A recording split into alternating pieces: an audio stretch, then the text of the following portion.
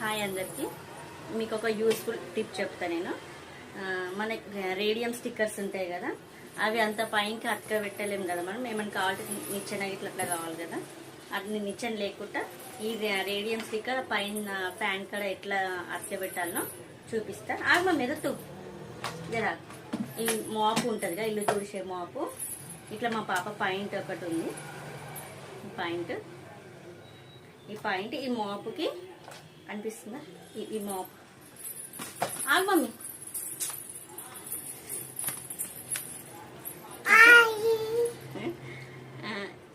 ఈ మాప్ కి ఈ పాయింట్ ఇట్లా వేయాలి.